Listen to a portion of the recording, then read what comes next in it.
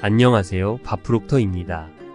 저는 강연과 다른 사람들을 컨설팅하는 일을 하고 있습니다. 57년이란 시간 동안 제 인생의 대부분을 이 사업에 종사해 왔습니다. 저에게는 매일 똑같이 받는 질문이 하나 있습니다. 어떻게 하면 두려움을 없앨 수 있나요? 어떻게 하면 두려움을 없앨 수 있죠? 대부분의 사람들은 그에 대한 답을 전혀 배우지 못합니다. 하지만 답은 매우 명확합니다. 참고로 두려움은 필요한 감정이에요. 당신에게 경고를 할 수 있기 때문이죠. 바위나 큰 물체 아래 있을 때 두려움을 느끼는 것은 정상입니다. 두려움은 무지에 의해 발생합니다. 그것이 주된 이유입니다. 사업을 하고 싶다는 사람들을 보셨을 겁니다. 하지만 그들은 좋아하지 않는 다른 일을 하며 살아가죠. 이루고 싶은 꿈이 있지만 두려워하고 빠져나오기를 두려워합니다. 결국 포기합니다. 이런 점에서 공포심은 끔찍한 감정이라고 할 수 있습니다. 저도 직업이 있었고 꿈이 있었고 직장을 그만두기 두려워했습니다. 소방서에서 일했었고 주변의 사람들 중 일을 그만두고 싶어하는 사람은 없었습니다. 그래서 그것을 그만두었을 때 정말 많이 두려웠습니다. 어느 날 멘토와 만났고 저에게 이것을 알려주었죠. 저는 이것에 대해 오랫동안 연구해왔고 지금 여러분께 말씀드리고자 합니다. 사람은 원하는 어떤 것이든 생각할 수 있으며 모든 종류의 정신적 능력을 갖고 있습니다. 이에 비해서 잠재의식 영역은 우리에게 선택할 수 있는 능력이 없습니다. 우리가 생각할 수 있는 영역도 아니죠. 주는 것은 무엇이든 수용하는 영역입니다. 이 작은 영역에서 무슨 일이 일어날지 결정됩니다. 왜냐하면 이것은 사람의 신체와도 같은 것이기 때문입니다. 사람은 표면적 행동은 생각에서 나오게 됩니다. 유감스럽게도 이것은 일반적으로 하층부에 있는 잠재의식이 원인이 됩니다.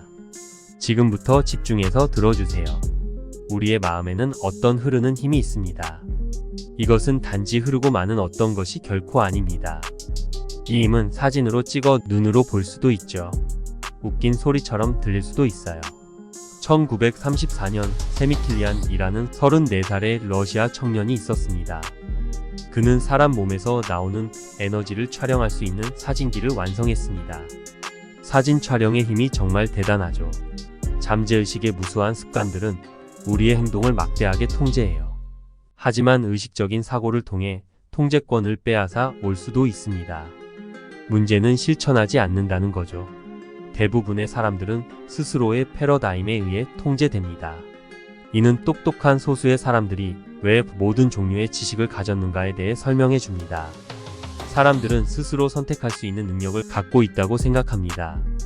대부분의 사람들은 난 충분히 돈을 벌지 못할 거야 라는 걱정을 하기 시작하는 이유를 모릅니다. 아시다시피 저는 알 수 있습니다. 걱정과 의심은 둘 다 정신질환입니다. 이 두 가지는 에너지를 엄청나게 낭비시키고 당신의 의식으로 흐르게 됩니다.